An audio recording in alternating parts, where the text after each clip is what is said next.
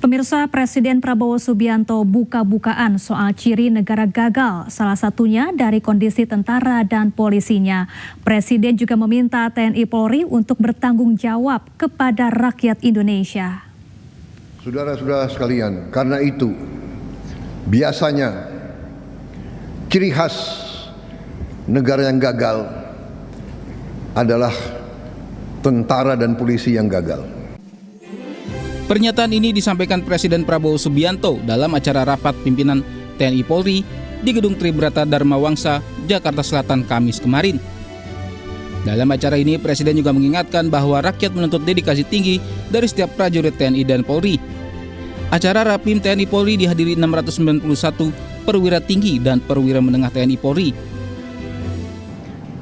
Rakyat yang menggaji saudara, rakyat yang melengkapi saudara dari ujung kaki sampai ujung kepala, rakyat yang memberi makan kepada tentara dan polisi, dan rakyat memberi kuasa kepada tentara dan polisi untuk memegang monopoli senjata. Kalau saudara berani memakai pangkat jenderal, artinya saudara harus yang pertama berani memberi nyawa saudara untuk kepentingan bangsa dan negara. Itu arti pangkat yang diberikan kepada saudara-saudara. Acara ini sekaligus sebagai momentum untuk memperkuat sinergisitas dan soliditas antara dua institusi. Tim Liputan iNews melaporkan.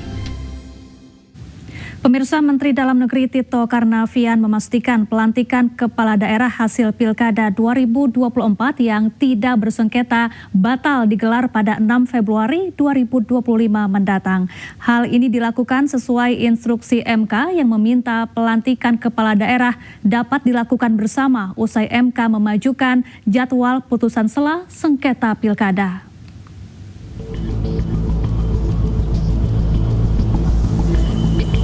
Pemerintah memastikan bakal melantik para kepala daerah terpilih Pilkada 2024 non-sengketa yang rencananya akan digelar pada 6 Februari 2025 mendatang. Hal itu disampaikan Menteri Dalam Negeri Tito Karnavian dalam jumpa persnya di kantor Kemendagri Jumat siang.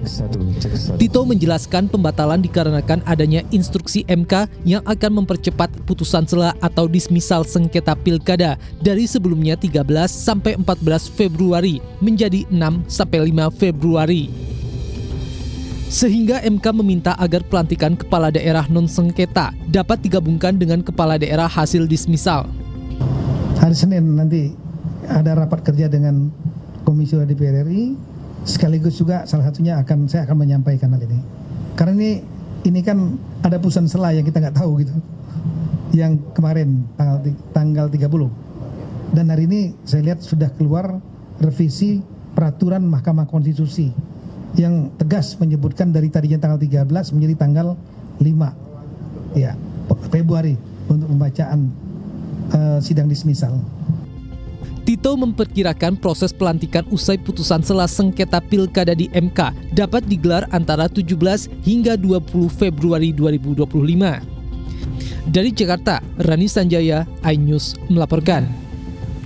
KPK mengumumkan laporan harta kekayaan penyelenggara negara utusan khusus Presiden Pembinaan Generasi Muda Raffi Ahmad.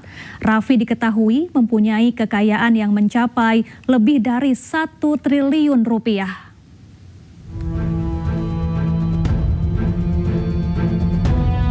Komisi Pemberantasan Korupsi mengungkapkan bahwa 123 dari 124 pejabat di jajaran Kabinet Merah Putih telah menyampaikan laporan harta kekayaan penyelenggara negara atau LHKPN. Salah satu yang menyerahkan LHKPN adalah utusan khusus Presiden Pembinaan Generasi Muda dan Pekerja Seni Raffi Ahmad. Data dari situs LHKPN Komisi Pemberantasan Korupsi per 27 Desember 2024, jumlah harta kekayaan Raffi Ahmad tercatat sebanyak 1 triliun 33 miliar rupiah. Aset terbanyak Raffi berada di sektor tanah dan bangunan, yakni senilai 737 miliar rupiah.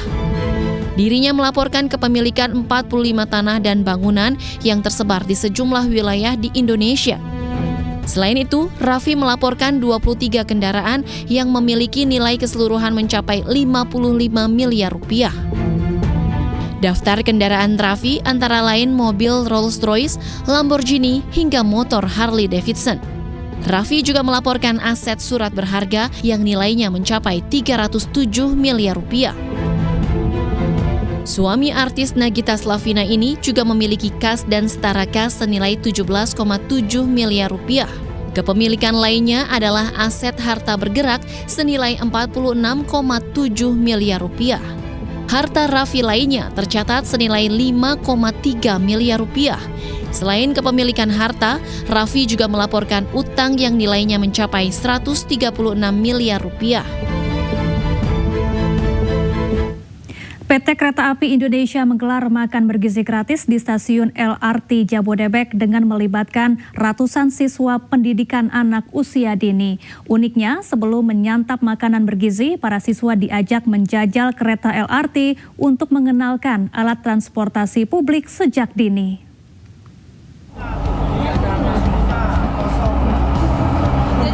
Para siswa PAUD ini berwisata sambil menyantap makan bergizi gratis sambil naik kereta LRT Jabodebek. Ditemani guru pendamping, para siswa menjalani aktivitas Edu Train LRT dari stasiun Duku Atas BNI menuju stasiun Harjamukti Bekasi dan kembali ke stasiun Duku Atas. Usai berwisata menggunakan LRT, anak-anak ini menyantap makanan bergizi gratis yang disediakan PT KAI. Dengan menu yang mencakup sumber karbohidrat, protein, dan vitamin, para siswa nampak lahap menyantap hidangan secara bersama-sama.